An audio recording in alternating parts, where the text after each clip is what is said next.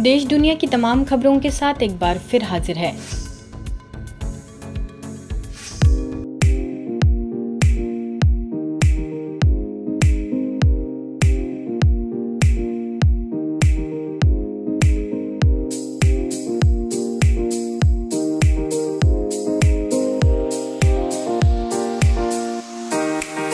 देश और दुनिया में विश्व बंधुत्व के लक्ष्य को लेकर Dadi Prakash Mani ji Mount Abu international half marathon में भारत सहित कई देशों के 3000 से ज्यादा धावकों ने मैराथन में हिस्सा लिया। खास बात तो यह रही कि यह मैराथन समतल पर नहीं बल्कि जमीन से पहाड़ पर चढ़ाई की थी। ब्रह्मा कुमारी संस्था के मनमोहिनी वन से प्रातः 6 बजे हरी झंडी दिखाई गई। 21 किलोमीटर की दौड़ लगाते हुए प्रथम विजेता पाली निवासी कल्पेश देवासी ने मात्र 1 घंटे 22 मिनट में ही दूरी पूरी कर ली। वहीं दूसरा वरुण माउंट आबू तथा तीसरा विजेता रोहित टोंक ने जीत हासिल की। आपको बता दें यह तीनों ही विजेता राजस्थान के हैं। इस मैराथन में भाग लेके कैसा लगा आपको? अच्छा लगा, अच्छा फील हुआ और पहली बार दौड़ा हूँ मैं तो। इससे पहले और कहीं भाग लिए थे? हाँ दौड़ा हूँ बहुत, लेकिन हिल में पहली बार दौड़ा हूँ मैं। इस मैराथन में भाग लेके कैसा लगा आपको? बहुत अच्छा लग रहा सर। आपके जैसे जो धावक है वो भाग लेना चाहते हैं तो किन किन बातों का ध्यान रखना चाहिए आपके हिसाब से? बस माइंडली डिस्टर्ब नहीं हुआ कि इस मैराथन में ये लॉन्ग रनिंग है, माइंड डिस्टर्ब हो गया तो नहीं कर पाऊंगे। माइंड को सेट रखना है बस। अच्छा, ये स्पोर्ट है जो मेरे को यहाँ पर मैं थर्ड आया हूँ और यहाँ पर इस संस्था का बहुत अच्छा अनुशासन, यहाँ खाना पीना, यहाँ रहने की व्यवस्था अच्छी, सबसे अच्छी लगी। और यहाँ का रूट मैंने फर्स्ट बार ये हिल मैराथन पार्टिसिपेट किया और 1 घंटा 28 मिनट 29 सेकंड में पार्टिसिपेट और थर्ड पोजीशन हासिल किया है। आपको इस मैराथन में भाग लेके कैसा लग रहा है? मैराथन में भाग लेके काफ़ी अच्छा लग रहा है। यहाँ पे एक अलग शांति होती है। अच्छा। और रूट वगैरह सब चीज़ बहुत अच्छा होता है, खाना पीना, रास्ते में फ्रेंड्स, पानी की सब व्यवस्था सब अच्छे से हो जाता है। अच्छा, यह मैराथन आबू रोड के तलहटी से प्रारंभ हुई और माउंट आबू के पांडव भवन स्थित ओम शांति भवन के पास समाप्त हो गई। इसमें प्रथम, द्वितीय और तृतीय विजेताओं ने इस दूरी को फतेह कर लिया। प्रातः काल आबू रोड रेवदर विधायक मोतीराम कोहली, आबू रोड पालिका चेयरमैन मगनदान चारण, SGM विरमाराम, ब्रह्मा कुमारी की मीडिया प्रमुख BK करुणा, कार्यकारी सचिव BK मृत्युंजय, अंतर्राष्ट्रीय ओलंपिक सुनीता गोदारा समेत कई लोगों ने हरी झंडी दिखाकर रवानगी दी थी। ये दौड़ केवल दौड़ने की अवसर नहीं है, एक देश को एकता के सूत्र में बांधने के लिए हम सब इस रेस में दौड़ रहे हैं। ये ब्रदरहुड का संकेत है। दादी प्रकाश मणि जी हम सबको एक सूत्र में बांध करके विश्व बंधुत्व का आत्मक भाई बहने इस बांधवी के साथ साथ सारे विश्व मनुकुल को इन्होंने ज्ञान का संदेश दिया। हम सबका एक ही लक्ष्य है कि खेल हार जीत का होता है, परंतु ये रेस जीत का ही होता है।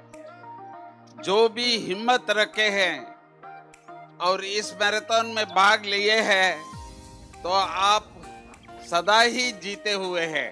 और आज की ये रैली है, ये मतलब हार जीत का बढ़ाकर लोगों के लिए प्रेरणा स्रोत बनेगी, लोगों के लिए एक प्रेरणा का काम करेगी कि हम भी इसमें जाते और वहां जाके भाग लेते तो कुछ न कुछ जानकारी प्राप्त होती और हम भी इसके लाभार्थी बनते। इस अंतर्राष्ट्रीय हाफ मैराथन के लिए पूरी तैयारी की गई थी, जिसमें जगह जगह मेडिकल की टीम, रिफ्रेशर पॉइंट आदि बनाए गए थे। माउंट आबू मार्ग को 1 घंटे तक बंद रखा गया था। आपको बता दें इसमें भारत सहित 4 देशों से पहुँचे 3000 धावकों ने दौड़ लगाई, जिसमें 12वीं क्लास में पढ़ रहे विद्यार्थियों से लेकर 70 साल के बुजुर्ग भी शामिल थे, जिसमें कई प्रोफेशनल रनर हैं तो कई शौकिया तौर पर दौड़ लगाते हैं। सभी विजेताओं को संस्था की संयुक्त मुख्य प्रशासिका राजयोगिनी BK शशि दीदी, ग्लोबल हॉस्पिटल के निदेशक BK डॉक्टर प्रताप मिड्ढा समेत अन्य वरिष्ठ पदाधिकारियों ने मेडल एवं विजेता क्रमानुसार धनराशि प्रदान की।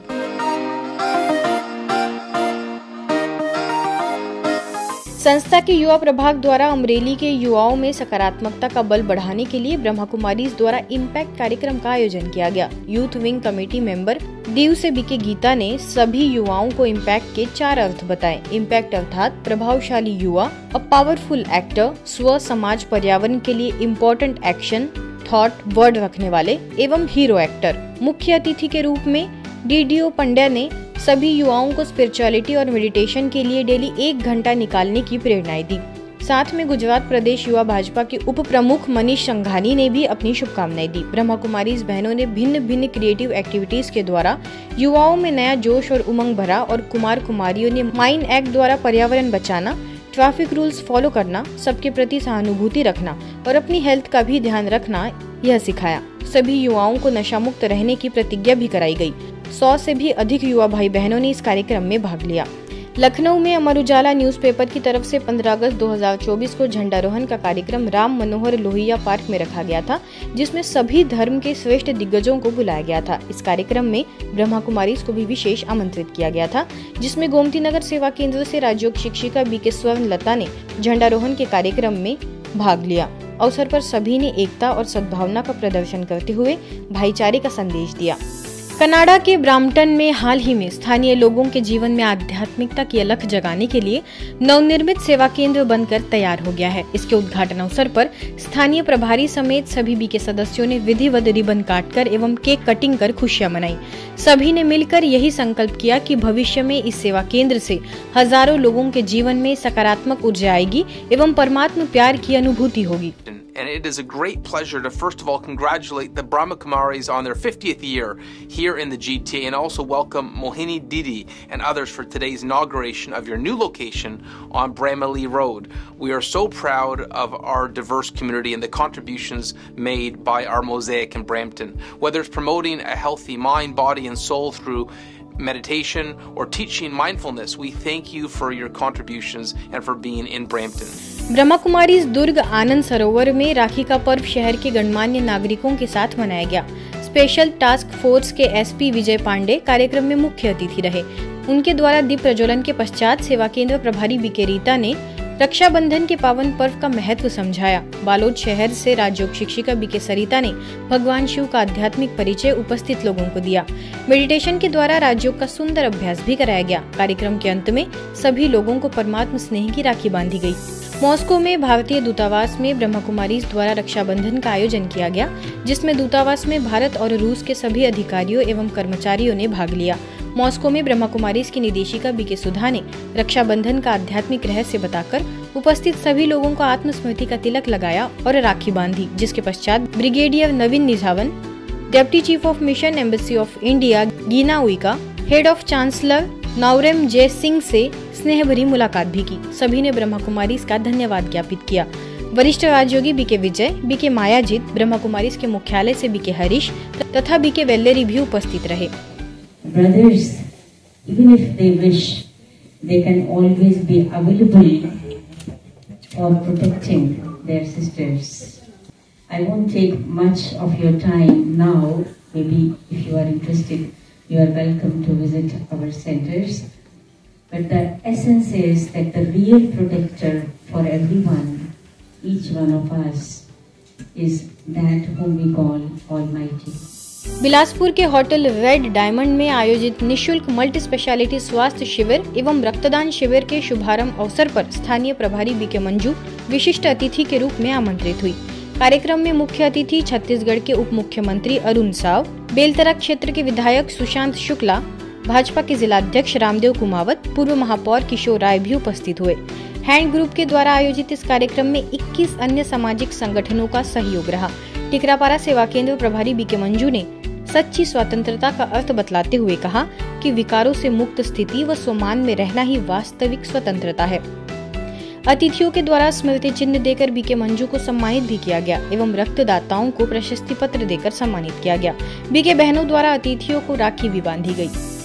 दिल्ली के मानसकुंज सेवा केंद्र पर राखी का पर्व बड़े ही हर्षोल्लास के साथ मनाया गया। राजौरी गार्डन सब जोन प्रभारी बीके शक्ति, स्थानीय प्रभारी बीके सुदेश, कीर्तिनगर सेवा केंद्र से बीके शिल्पा मुख्य रूप से मौजूद रही। अतिथियों में पूर्व निगम पार्षद एवं महापौर नरेंद्र कुमार चावला, निगम पार्षद उर्मिला चावला को राखी बांधते हुए बीके सुदेश ने पर्व का महत्व समझाया, साथ ही अपनी किसी भी एक बुराई का दान करने का संकल्प भी कराया। तो ऐसे भी पक्की बंधी हुई, तो हमारी ये राखी तो पक्की बंधी हुई है, पवित्रता, और योगी भी हैं, हम राजयोगी हैं। हिमाचल में सुन्नी सेवा केंद्र प्रभारी बीके शकुंतला एवं वरिष्ठ राजयोगी बीके रेवादास ने महामहिम राज्यपाल शिव प्रसाद शुक्ल से शिमला के राजभवन में स्नेह भरी मुलाकात कर उन्हें राखी बांधी। संस्था की गतिविधियों की जानकारी देते हुए उन्हें मुख्यालय में होने वाले आगामी शिखर सम्मेलन का निमंत्रण भी दिया। अवसर पर उन्हें पौधा और आध्यात्मिक पुस्तिका भेंट की गई। उसके पश्चात ADC major Gurtej Singh, IPSI IAS Rajesh Sharma समेत अन्य अधिकारियों को भी बीके बहनों ने परमात्म प्यार का रक्षा सूत्र बांधा।